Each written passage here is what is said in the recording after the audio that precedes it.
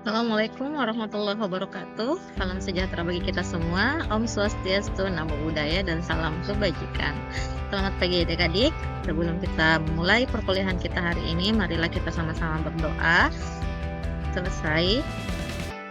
Kenapa doa itu penting? Karena berharap saja itu tidak cukup deh untuk membuat kita selamat.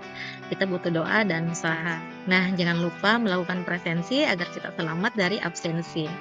Nah, senada dengan materi perkuliahan kita hari ini, yakni tentang kesehatan dan keselamatan kerja, kita berharap setelah mengikuti perkuliahan ini, adik-adik sekalian bisa melakukan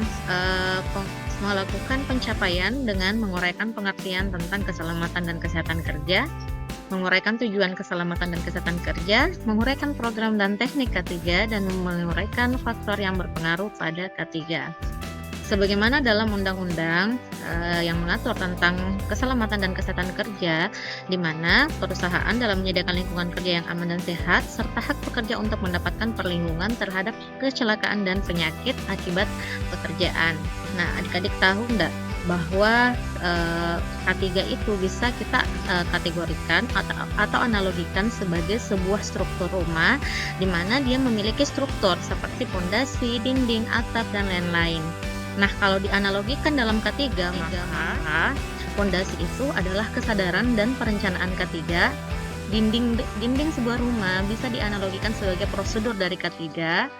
Lalu atap dari sebuah rumah itu bisa kita analogikan sebagai pelindung dari bahaya eksternal dalam K3, seperti penggunaan helm, masker, dan lain-lain. Lalu selanjutnya, pintu dan jendela di dalam sebuah rumah bisa dianalogikan sebagai akses keselamatan dan jalur evakuasi di dalam struktur K3. Ventilasi di dalam sebuah rumah kita analogikan sebagai sirkulasi dan kebersihan di dalam lingkungan kerja.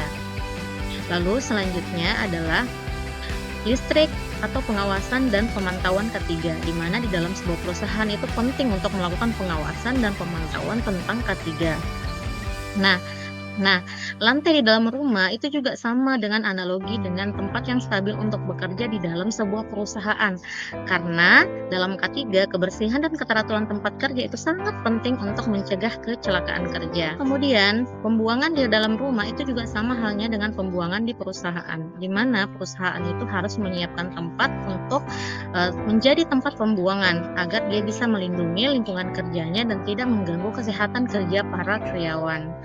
Lalu yang terakhir adalah taman dan halaman di dalam rumah itu bisa kita analogikan dengan kesehatan mental dan kenyamanan kerja dari karyawan.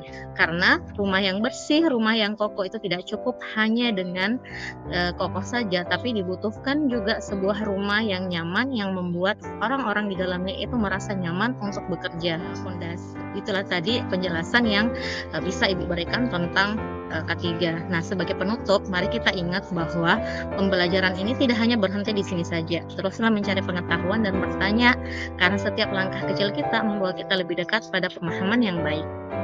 Terima kasih.